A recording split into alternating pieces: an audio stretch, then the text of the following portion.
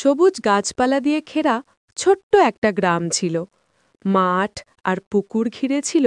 এর পরিবেশ এতটাই শান্ত আর সুন্দর যে প্রত্যেক ভ্রমণকারী সেখানেই থাকতে চাইত। এই গ্রামেই এক রাজার একটা বিশাল প্রাসাদ ছিল। মহারাজ দেবানন্দ খুবই দয়ালু ছিলেন, কিন্তু একটা জিনিস গ্রাম জুড়ে বিখ্যাত ছিল। তিনি প্রতিদিন খাসির তরকারি আর রুটি খেতেন। বলা হয় প্রতিদিন তিনি 4 কেজি খাসির মাংস খেতেন। এই দায়িত্ব ছিল গ্রামের এক বয়স্ক রাঁধুনি নলিনী কাকার ওপর। দরিদ্র হলেও তার রান্নার স্বাদ ছিল অতুলনীয়। প্রতিদিন ভোরে তিনি প্রাসাদের রান্নাঘরে যেতেন, মাংস পরিষ্কার করতেন, মশলা মেখে কাঠের চুলায় ধীরে ধীরে রান্না করতেন। ঘণ্টার পর ঘণ্টা রান্নার পর তিনি যোগ করতেন তার গোপন মশলা। এর সুবাসে পুরো গ্রাম মুগ্ধ হয়ে যেত। কিন্তু একদিন সকালে কিছু অদ্ভুত ঘটল। কাকা, আজ রান্নাঘরে আসেননি কেন? মহারাজ অপেক্ষা করছেন, রাগী তার মুখ লাল হয়ে আছে। বাবু, আমি তো এখন বুড়ো হয়ে গেছি, শরীর আর সাপোর্ট দিচ্ছে না।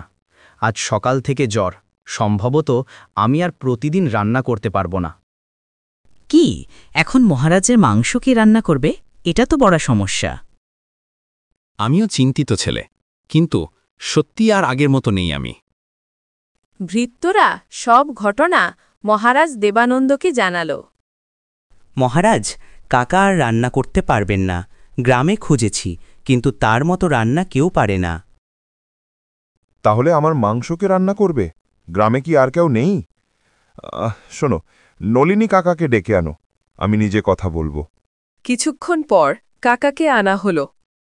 চাচা, আপনার ছাড়া আমার খাবার অসম্পূর্ণ, তবে স্বাস্থ্য খারাপ হলে আমি জোর করব না। শুধু একটা অনুরোধ, গ্রামের কাউকে শিষ্য করে তুলুন, ওদের শেখান, যাতে আপনার স্বাদ চিরকাল বেঁচে থাকে। ঠিক আছে মহারাজ, আপনার ইচ্ছেই আমার আদেশ, আমি কাউকে শিখিয়ে দেব। মহারাজের মুখে প্রথমবার হাসি ফুটল। পরের দিন সকালে সূর্যের আলো ছড়িয়ে পড়েছে।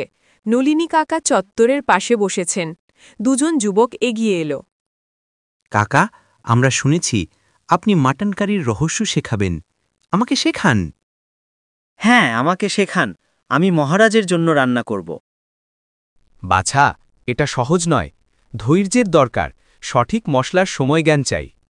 এটা তো খুব সহজ। আমি প্রতিদিন মুরগির তরকারি বানাই, মুহূর্তে মটনও বানিয়ে দেব। বোকা, মুরগি আধ ঘন্টায় হয়, কিন্তু মাটন রান্না করতে ঘন্টার পর ঘন্টা ধৈর্য চাই। যে এটা বোঝে না, তার হাতে স্বাদ কখনো আসবে না। কাকা হতাশ হয়ে ফিরে গেলেন। বাড়িতে বসে চিন্তা করতে করতে তার মনে এলো একটি নাম, অরিন্দম।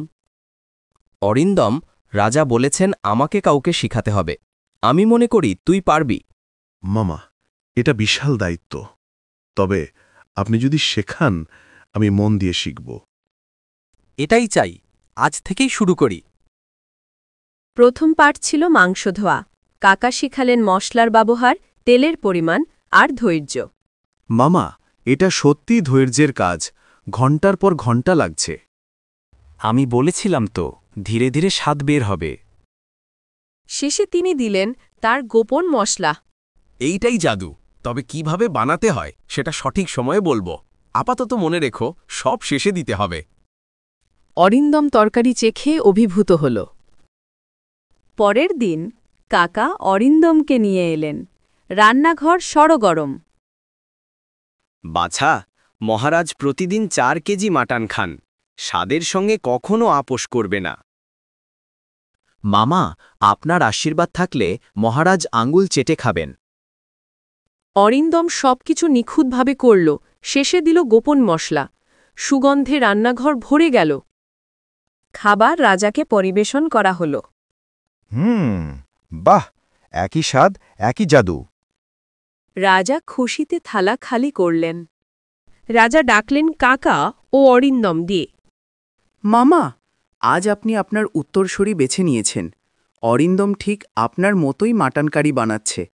এখন থেকে আপনাকে আর কষ্ট করতে হবে না, শান্তিতে থাকুন। মহারাজ, আমি প্রতিশ্রুতি দিচ্ছি, এই স্বাদ আর ঐতিহ্য কখনো হারিয়ে যেতে দেব না। আমার সবচেয়ে বড় স্বস্তি এটাই যে আমার শিল্প বেঁচে থাকবে। এভাবে নলিনী কাকার শিল্প অরিন্দমের হাতে নতুন রূপ নিল। গ্রাম আর প্রাসাদে যুগ যুগ ধরে সেই স্বাদের উত্তরাধিকার বেঁচে রইল।